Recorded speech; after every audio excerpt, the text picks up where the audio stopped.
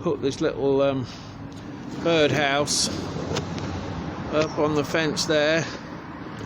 It's supposed to be a robin birdhouse for robins, and I have no idea whether they'll use it or not. Apparently it's not the right time of year for it, but if they move in,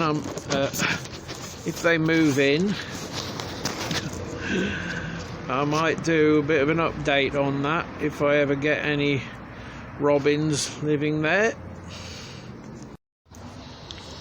And here it is from a different angle. Oh dear, all these leaves are in the way. It is from a different angle. I actually bought that off Amazon, and I bought 2 of them, and they were about £7 each, about 15 quid for 2.